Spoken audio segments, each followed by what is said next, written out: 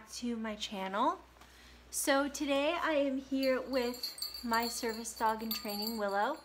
I have been super busy lately. That's why you guys haven't seen me in a minute. I've also been struggling with some headaches, etc. So yeah, that's why you guys haven't seen me. Don't worry, it's nothing COVID related. I get chronic tension headaches. So yeah, so I'm sorry about the lighting. I'm filming on the floor in our family room. I tried to film earlier in our living room where the lighting was better, but it just wasn't happening for me. So this is the second time filming this video. So today Willow and she's just getting used to her Christmas collar and her new vest with this lovely silver and purple pull strap that I made. And I think it really suits her good. I can make another video going through some of her gear if that's something you guys would be interested in seeing. Please let me know. But yeah, so she is here with me, my little service reindeer, and we are here to just give you guys some tips. I have 5 tips for you guys about helping your autistic loved one through the Christmas in a pandemic, Christmas 2020, and I'm hoping that you guys enjoy hearing these tips. I know these tips are things that have helped me. Obvious disclaimer, they're not going to help everyone.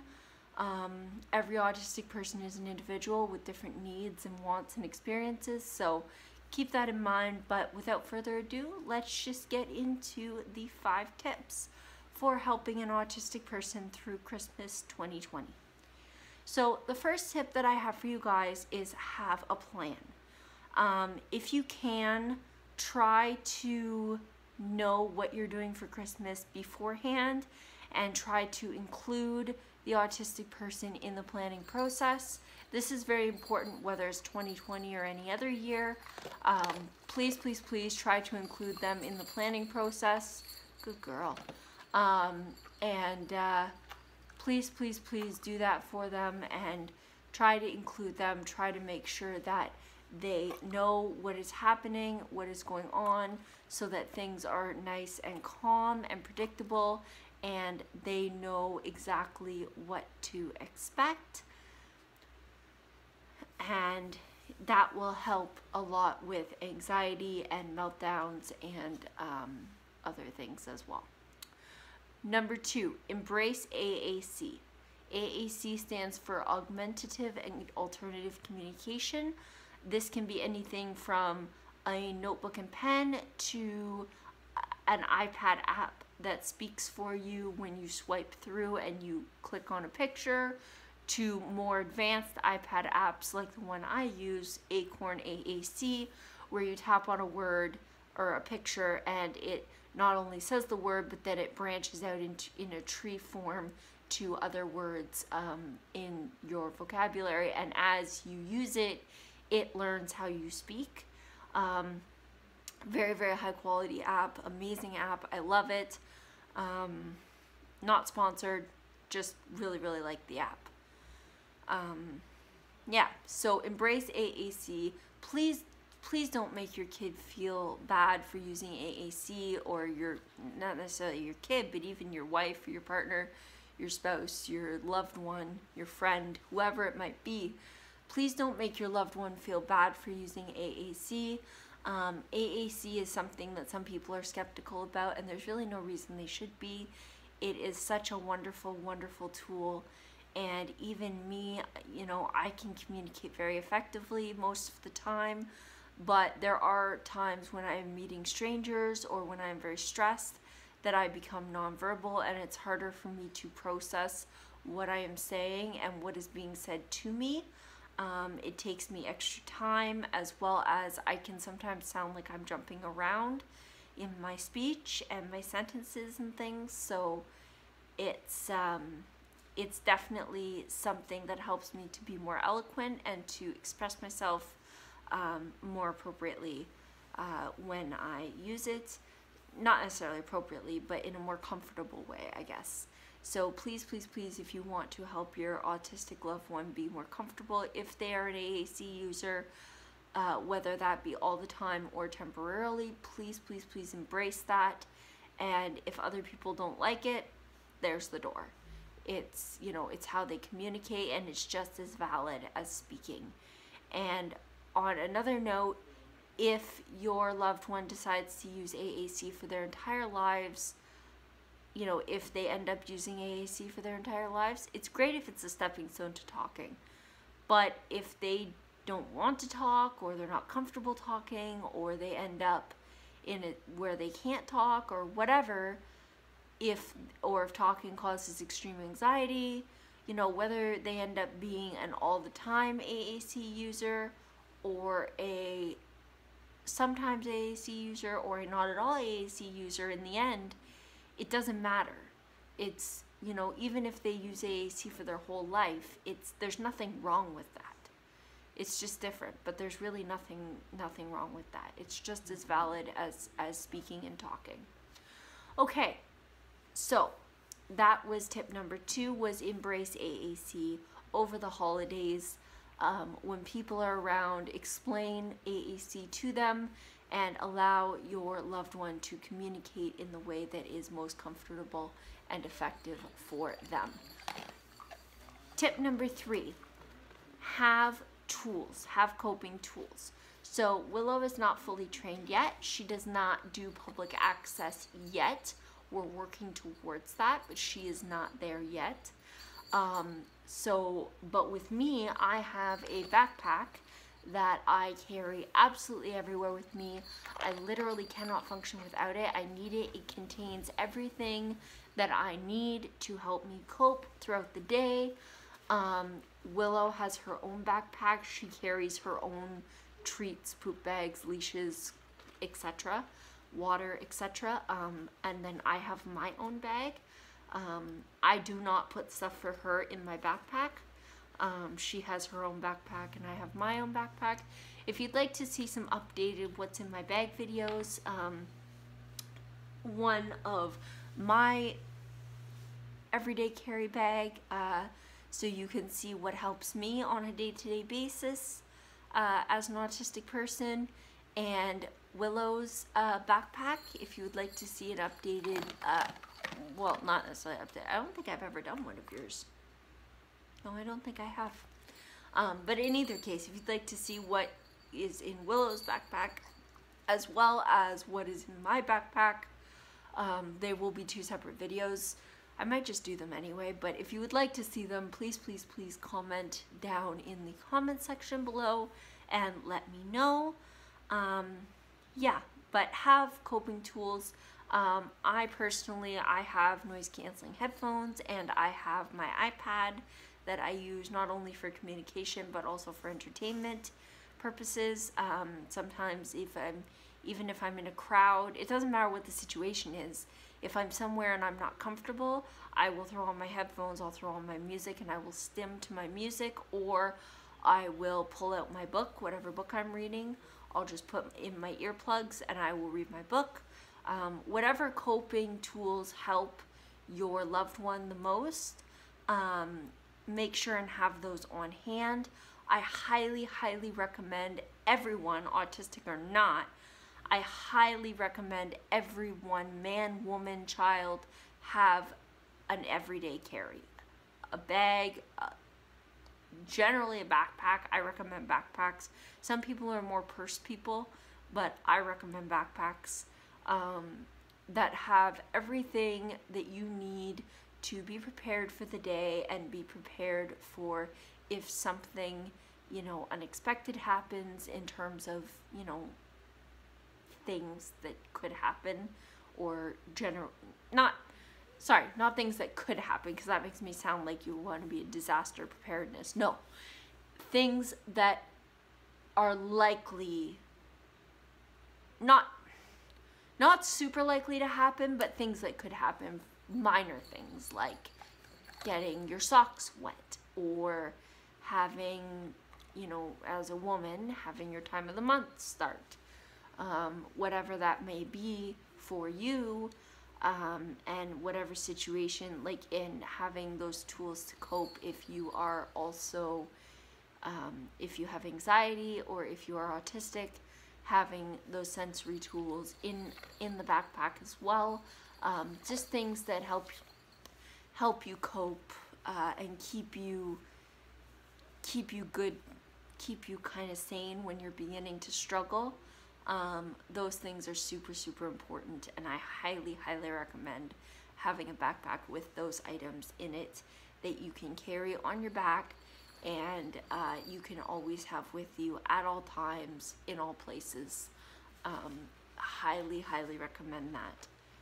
Some people are more purse people, like I said, but please, if you see someone who has a backpack that they carry everywhere, even if it's a fairly large backpack, you know, people used to give me crap. My backpack is like, it's a regular school size backpack. And people used to give me crap. They, like, not give me crap, but they used to kind of look at me weird and be like, well, why are you lugging this great big backpack with you, you know, into a restaurant or, you know, wherever it is that you're going? Well, because it contains everything that I need. So if I'm going to have a meltdown or if something is going to happen, I have the tools that I need to cope and the things that I need with me at all times. And it just helps me feel better. It really, really helps my anxiety a lot. So, and that's totally valid. So please, please, please keep that in mind. Okay, my next tip is have an exit strategy.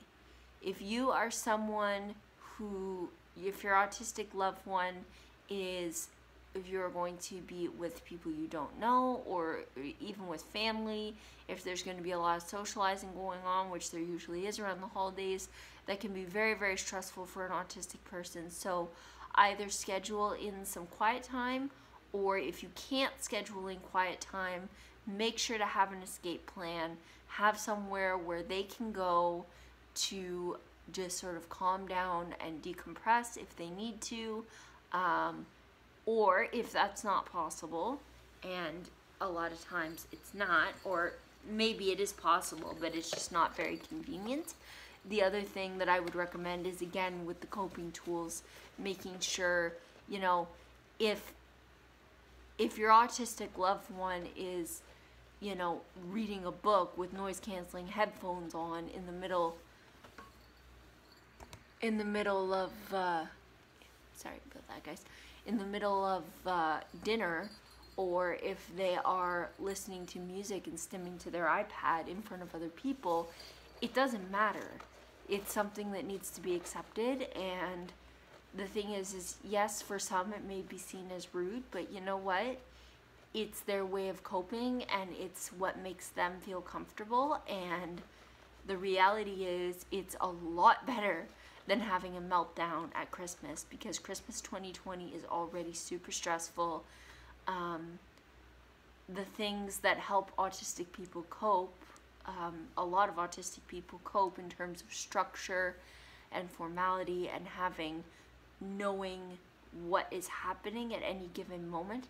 That's all kind of gone out the window this year, you know, and a lot of time, and Christmas is going to have to be a lot different in order to account for kind of the world situation that's going on. So anyway, so I highly recommend having that escape plan, have it written down, you know, talk about it, figure out what is going to work for you and your loved one.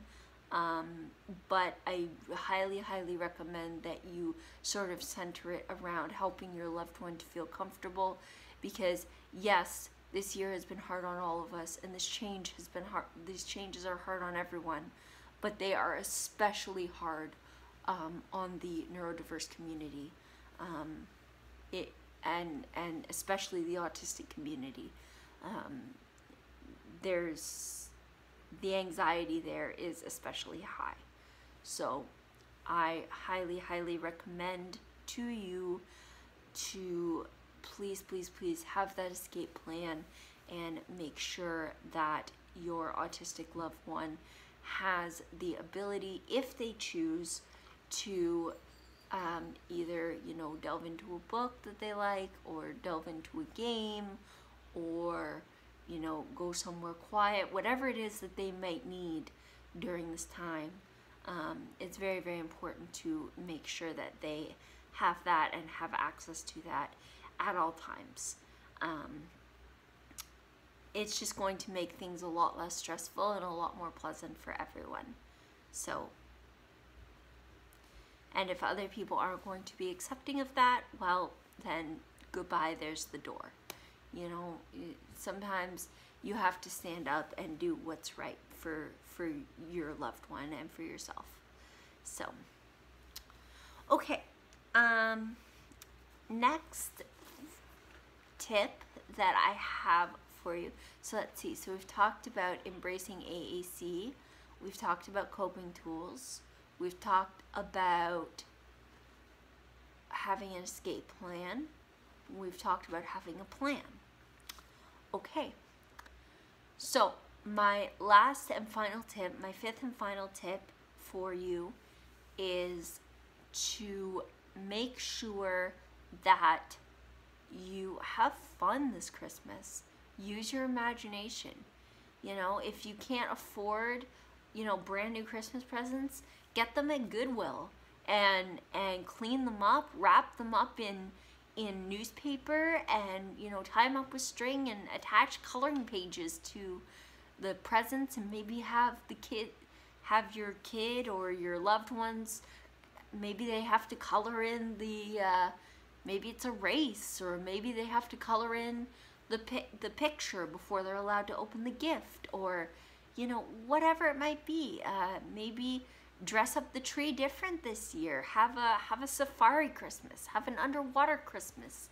You know, whatever works for you, but have fun with it. You know, I can't stress this enough. Autistic people thrive on predictability and knowing what is going to happen at any given moment, and because it helps us to feel grounded and have something that we can depend on.